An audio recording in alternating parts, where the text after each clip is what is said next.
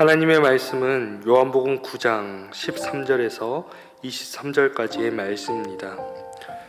그들이 전에 맹인이었던 사람을 데리고 바리새인들에게 갔더라. 예수께서 진흙을 이겨 눈을 뜨게 하신 날은 안식일이라.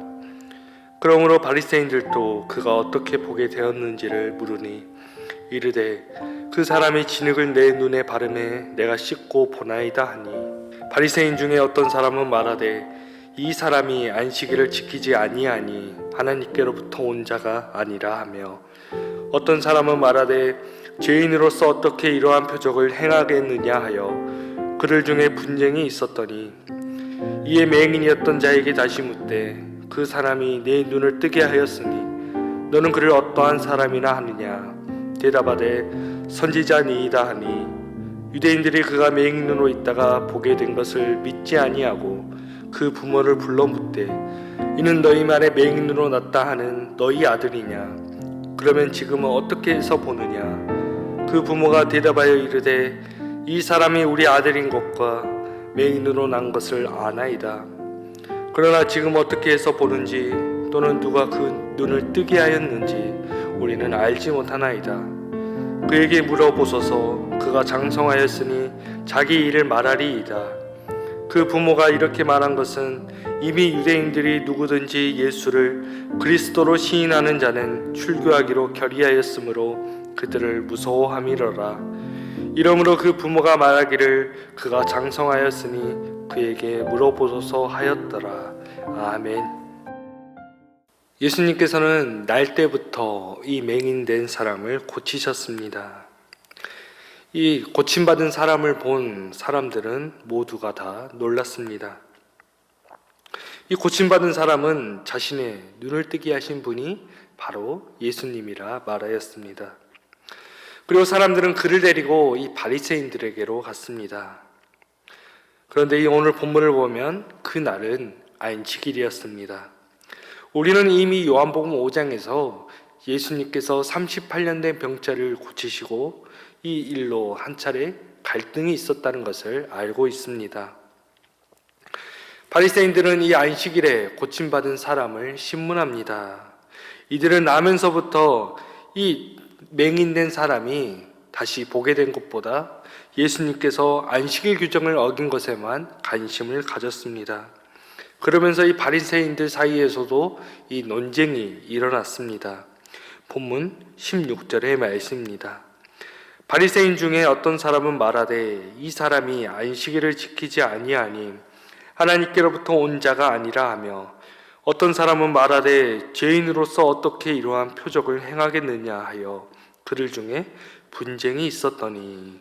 아멘. 어떤 사람은 예수님께서 이 안식일 규정을 어겼기 때문에 죄인이라 하고, 또 다른 사람들은 이런 표적을 행하기 때문에 하나님께로부터 이 오신 분이라 하였습니다.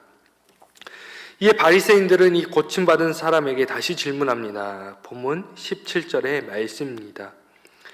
이에 맹인되었던 자에게 다시 묻되 그 사람이 네 눈을 뜨게 하였으니 너는 그를 어떠한 사람이라 하느냐. 대답하되 선지자니이다 하니. 아멘. 이 맹인이었다가 다시 보게 된 사람은 바리새인들에게 예수님을 예언자라 말합니다. 그의 이 말 속에는 그가 예수님을 어떻게 인식하고 있는지를 알 수 있습니다. 비록 그는 본문에서 예언자라 말하였지만 예수님께서 이 하나님께로부터 오신 분이며 이 세상을 비추는 참 빛이심을 인정한다고 볼 수 있습니다. 그러나 바리새인들은 그의 말을 믿지 못하고 그가 처음부터 이 맹인이 아니었을지도 모른다며 그를 의심하면서 그의 부모를 불렀습니다. 그의 부모는 출교당할까 이 두려운 마음에 이 예수님에 대하여서 증언하지 않았습니다. 아들이 이 나면서부터 맹인이었다는 사실만을 증언하였습니다. 오늘 본문은 여기서 끝나지만 이 바리새인들은 다시 맹인이었던 사람을 불러서 신문합니다. 이처럼 그들은 사실보다는 이 자신들이 원하는 그 답을 듣고 싶어 하였습니다. 그들은 예수님을 죄인으로 낙인 찍고 싶어 하였던 것입니다. 오늘 본문의 상황을 살펴보면 오히려 이 바리새인들이 이 눈먼 자들이었습니다.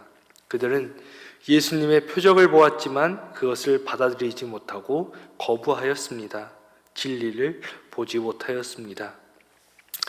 이 맹인의 부모는 유대교에서 출교당할까 두려워하여서 이 공개적으로 말하지 못하였습니다. 유대교에서 그리스도인에 대한 출교는 주 약 85년에 시작되었습니다. 오늘 본문은 이 유대인들에게 핍박받았던 이 후대교회가 예수님을 이 메시아로 고백하면 이 유대교에서 출교당하는 것을 묘사하고 있습니다.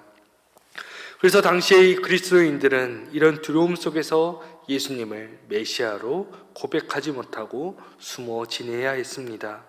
이 출교가 사회적으로 큰 피해를 주기 때문이었습니다. 이사야 29장 18절과 19절의 말씀입니다.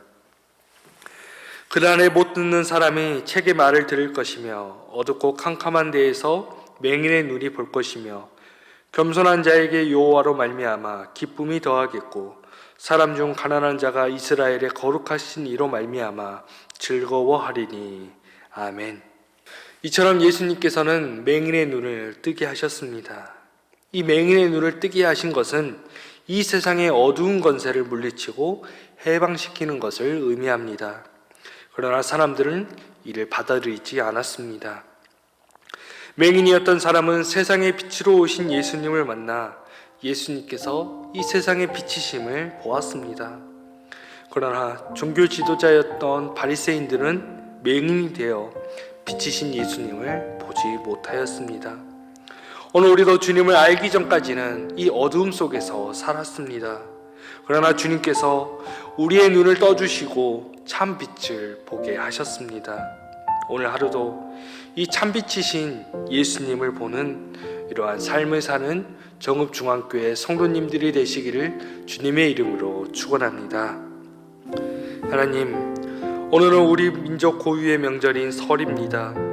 비록 코로나로 인해 대가족이 모일 수는 없지만 함께 마음을 모아 주님을 경배하게 하여 주시옵소서.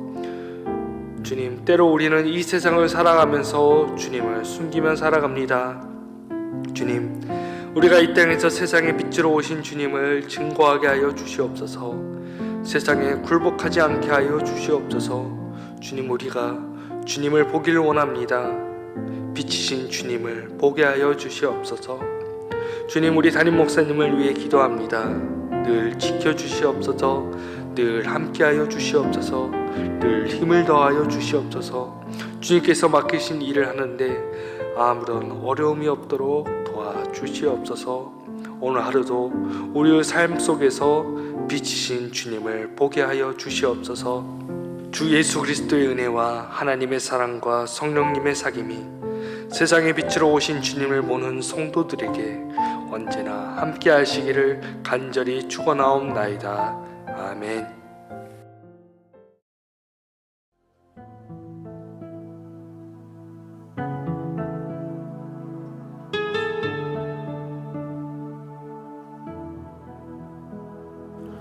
세상에 빛으로 오신 주 예수님, 정죄하지 아니하시고 구원을 주셨네. 쓰러진 나를 세우신 주님은 연약한 나를 강하게 하시는 분입니다. 약한 나를 온전케 하시는 주님은 부족한 나를 채우십니다.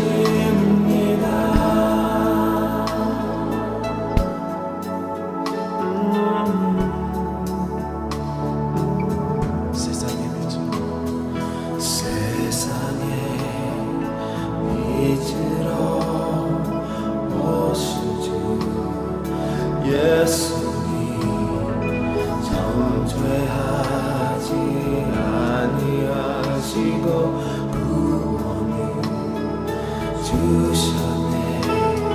쓰러진 나를 세우신 주님은 연약한 나를 강하게 하시는 분입니다. 나를 온전케 하시는 주님은 부족한 나를 채우십니다. 약한 나를 온전케 하시는 주님은 부족한 나를 채우십니다. 약한 나를 온전케 하시는 주님은 부족한 나를 채우십니다.